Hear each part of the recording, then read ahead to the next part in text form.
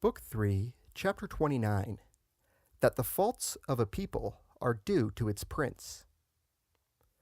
Let no prince complain of the faults committed by a people under his control, since these must be ascribed either to his negligence or to his being himself blemished by similar defects. And were anyone to consider what peoples in our own times have been most given to robbery and other like offenses, he would find that they have only copied their rulers, who have themselves been of a like nature. Romagna, before those lords who ruled it were driven out by Pope Alexander VI, was a nursery of all the worst crimes, the slightest occasion giving rise to wholesale rapine and murder. This resulted from the wickedness of these lords, and not, as they asserted, from the evil disposition of their subjects.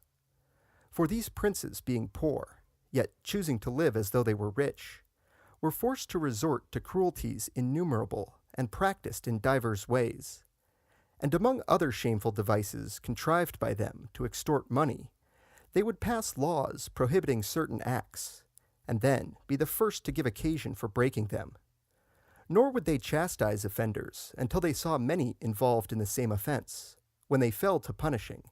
not from any zeal for the laws which they had made, but out of greed to realize the penalty. Whence flowed many mischiefs, and more particularly this,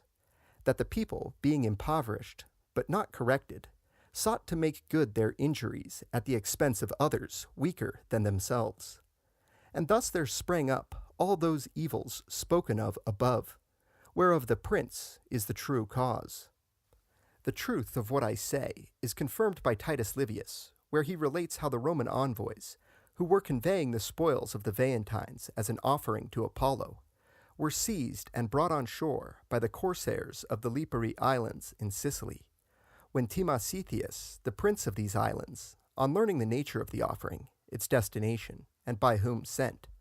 though himself of Lipari, behaved as a Roman might, showing his people what sacrilege it would be to intercept such a gift,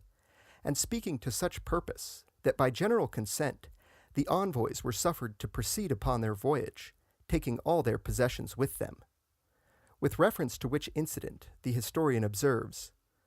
"The multitude, who always take their color from their ruler, were filled by Timasitheus with a religious awe." And to like purport we find it said by Lorenzo de' Medici, "A prince's acts his people imitate, for on their lord the eyes of all men wait.